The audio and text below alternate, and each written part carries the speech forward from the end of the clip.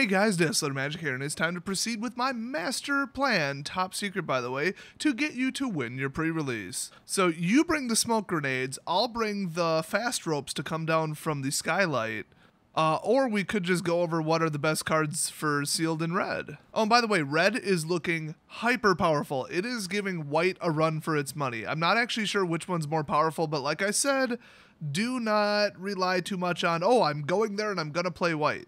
No, look at your pool and make a decision.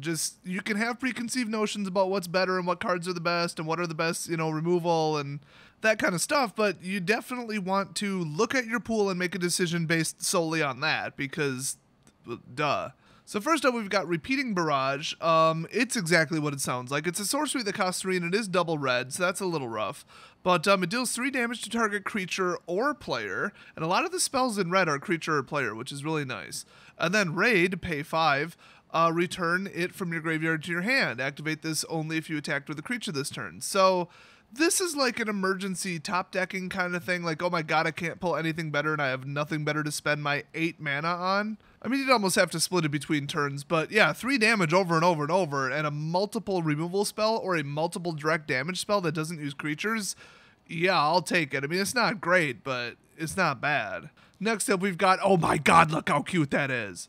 That is disgustingly adorable. Oh my god.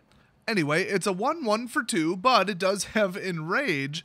Whenever it is dealt damage, create a 3/3 green dinosaur creature token with Trample. Why it would possibly be green and this is red, I have no idea. I think flavor-wise, it's like, oh, the parent showed up. In fact, if you read the flavor text, it kind of indicates that. So, I mean, yeah, it's not a 1/1 for 1, but with that ability, you kind of get like a 1/1 and a 3/3 for 2, which is pretty good.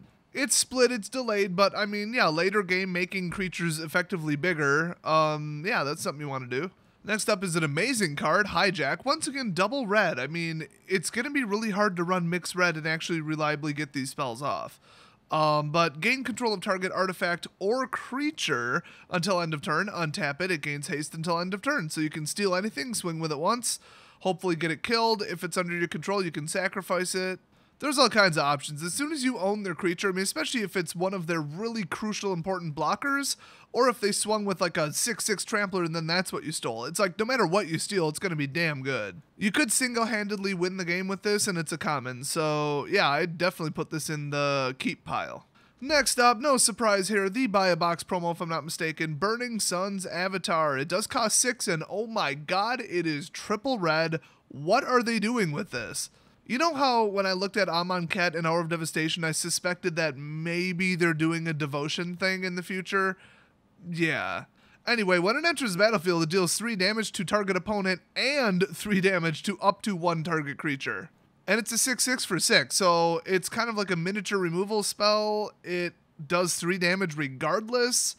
Even if they blow it up immediately, I mean, 6 mana to deal 3 damage isn't amazing, but if you also deal it to 1 creature, that's not too bad. So this is just good. I mean, it's a little hard to get to 6 at the pre-release, and it's a dead card in your opening hand, but it's still good. So next up, Rampaging Ferocidon. This is an annoying card. I'm going to hate this in Standard if anybody bothers to play it. 3/3 menace for 3, players can't gain life. Oh boy, I mean, that's not a big deal at the pre-release, but if somebody did a white life gain, yeah, it'll be handy. And then whenever another creature enters the battlefield, Rampaging Ferocidon deals 1 damage to that creature's controller. I just realized that the way that's worded, your creatures you summon hit you for 1 too. Whoops. Okay, this is stupid. Don't play this card. I'm retroactively removing it. Next up, Lightning Rig Crew. I gotta figure out what these like monkeys are because they honestly just look like blue monkeys, and that's like the best thing I've ever seen. And they're blue monkey pirates, which, I mean, that's just amazing. So it's a 0/5 for 3, and that actually isn't bad. I mean, you'd almost want like a 0/4 for 2 instead to make sure that you can, prevent the early game damage. But still, I mean, 5 is 5. And then you could just tap it and deal 1 damage to each opponent. Then whenever you cast a pirate spell, which will never happen, untap Lightning Rig Crew. So that's kind of cool. I mean, whatever. You can double hit him. It's kind of like Thermal Alchemist or whatever the hell that card is. But basically, when you would use this is you would tap it during your opponent's end step, and then it would go straight to your step, untap it. Just like that. The rest of the time, 0/5 blocker. So it'll prevent damage while doing damage without having to actually truly swing. So this card honestly is amazing. Don't just see the 0/5 and look right past it. I would definitely put this in. Next up, Captivating Crew. It's a 4/3 for 4, so it's alright decent, but then it has an ability, pay 4, gain control of target creature an opponent controls until end of turn. Untap that creature, it gains haste until end of turn. Activate this ability only anytime you would cast a sorcery. Holy crap, Hijack on a stick, are you kidding me? Oh my god, this is absolutely completely insane. This is one of the best cards in the set. Like, at all. Reliably, every single turn, you could +1 your attacker count while simultaneously -1ing their blocker count, and that'll just win you the game. Next up, Unfriendly Fire. It's an instant, it costs 5, so, whatever, but it deals 4 damage to target creature or player. I mean, you could finish somebody off with this, you could get a really obnoxious creature out of the way. It's kind of a removal spell, but it's like unreliable removal, which puts it down to what I would call like tier 3 removal. Tier 2 being ambush and tier 1 being literally a creature like exile or kill spell. So, I mean, yeah, I would consider putting this in if the whole deck wasn't too expensive already. Next up, Fire Shrine Keeper, and I honestly just want to see what this has to do with the storyline, and also why there's Spanish vampire conquistadors. How can there be conquistadors in the Spanish if there is no Spain? Seriously, Wizards, answer that question. I'd love to know. Anyway, this is a 1/1 with Menace for 1, which is kind of funny. I mean, it's either going to deal 1 damage or it's going to eat up 2 of their blockers. That's just funny to me for some reason, just making them waste their time on this. And then if you have an ambush boost, oh my god. Not much of that in red, though. There is Sure Strike, though, which how much would I bet that's on this list? Now, you can pay 8, and by you can, I mean you can't, because that'll never happen. You'll never have 8 mana.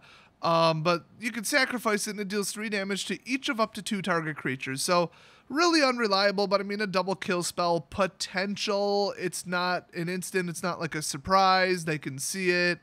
They can see you approaching 8 mana. I mean, whatever. It's still, it's a 1/1 for 1. It's got menace. It does stuff. It's barely able to be put in a deck. Next up, Captain Lannery Storm. Love that outfit, by the way. It's a 3-cost 2/2 with haste, so whatever, not great. But whenever it attacks, create a colorless treasure artifact. Holy crap. I mean, just straight up attack with her, get a treasure. The problem is, are you going to be attacking with her very much when you can't get her out prior to turn 3 and she's only a 2/2? My guess would be probably not, but here's the thing. Immediately after declaring her as an attacker, you will generate a treasure token. I keep wanting to call it a clue. Honestly, I should be calling it a scion, but whenever you sacrifice a treasure, Captain Lannery Storm gets +1 attack until end of turn. So, at that point, you could, every single swing, turn her into a 3/2. Now, if you don't need to, you can stockpile them. Then, okay, you could ramp up to a horribly overpriced spell, and there you go. Or you could just have the threat of like 3 treasures sitting there at any given time, and then if they block with something, you could get her up to 5 attack by sacking them all. That is a terrible, drastic misuse of mana ramp, but I mean, if it's your only option, it's your only option. And it would be in your opponent's head, okay, they could do this, so it'll probably result in the chump block, but I mean, it's just interesting enough that I'd throw it in. And plus, if you're swinging unopposed, oh my god. Next up, charging monstrosaur, which I'm very sure is not a real word. It's just a straight up 5/5 trample haste. So the turn it comes out, they do not have any time at all to respond to it.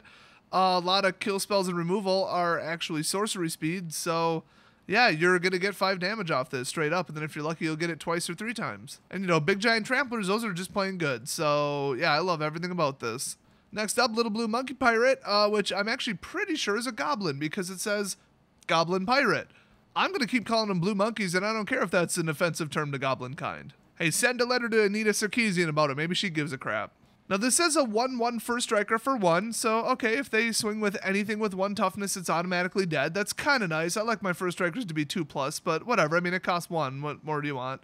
But then it also has raid, so when it enters the battlefield, if you attacked with a creature this turn, you get a 1/1 counter on him, so then he automatically is a 2/2 first striker for 1. So the whole 1 cost, I mean, everybody thinks, okay, cool, I can play it on turn 1. Well, you could, but you probably shouldn't because you'd want to have attacked with something. So I guess early game he's not amazing, and then late game to mid game he's pretty damn good.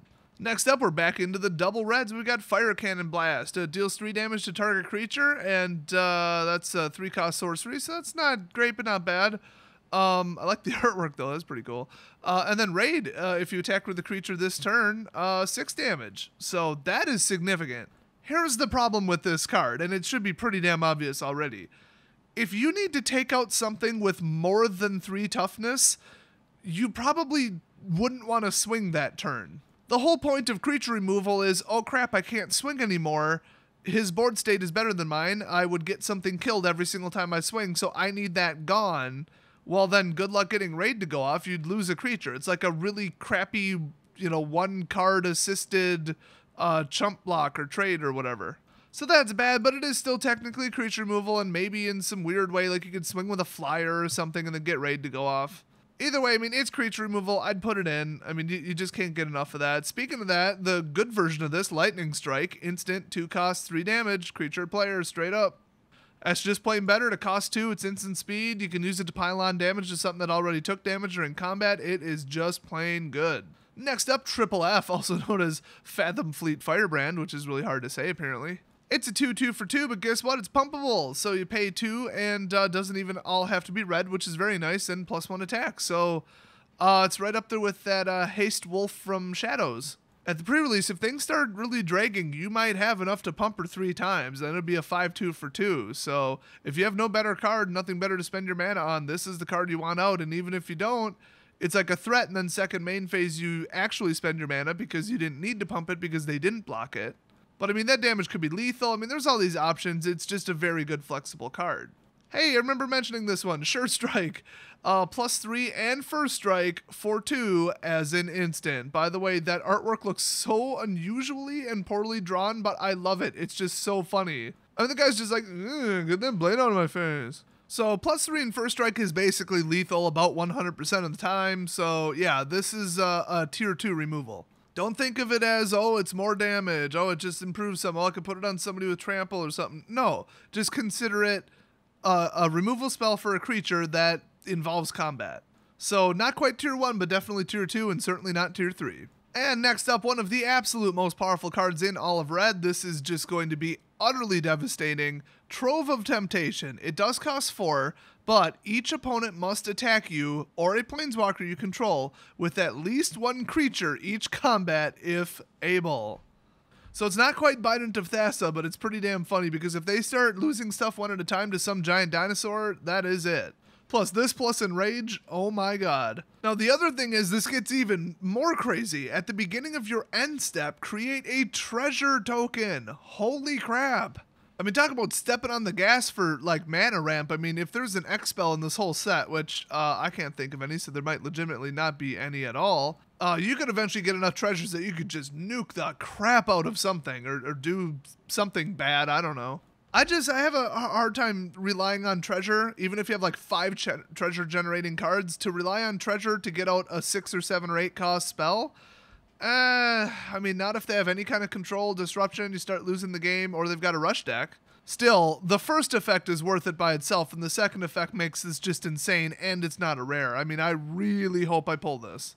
And that's actually it for red. So, looking a lot better than black, which black was virtually unplayable. But the last one is, of course, green. And if green sucks enough, I'll put in mixed color or, I don't know, colorless or whatever. So watch for that, and I'll see you guys next video.